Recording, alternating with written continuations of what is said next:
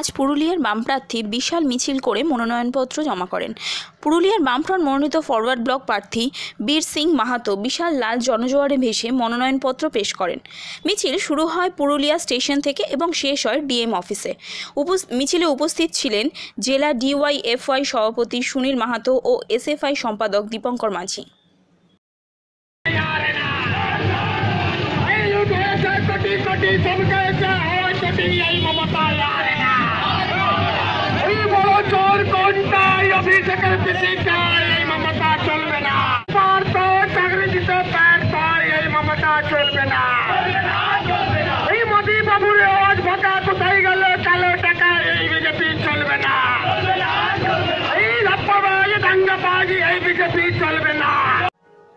দীপঙ্কর মাঝি তার বক্তব্যে বলেন, বামপন্থীদের যে উৎসাহ, বিশেষ করে তরুণ প্রজন্ম, ছাত্র যুবদের, আপনারা দেখলেন এই উৎসাহই বলে দিচ্ছে যে আগামী 12 তারিখ যে নির্বাচন হবে পুরুলিয়া জেলায় বামপন্থীদের পক্ষে ভোট পড়বে।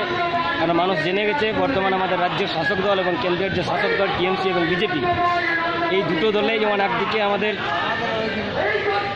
চুরি করা, লুটপাট করে একটা সরকার, আমাদের রাজ্যের সরকার চলছে। আমাদের পশ্চিমবাংলার যে গণতন্ত্র, স্কুল কলেজ ক্যাম্পাসের ভিতর থেকে শুরু করে আমাদের বাইরে যে গণতান্ত্রিক অধিকার মানুষের, সাধারণ মানুষের, ছাত্র যুব মেহনতি গরিব মানুষের, সেই অধিকার আজকে টোটালি লুণ্ঠিত হয়ে গেছে।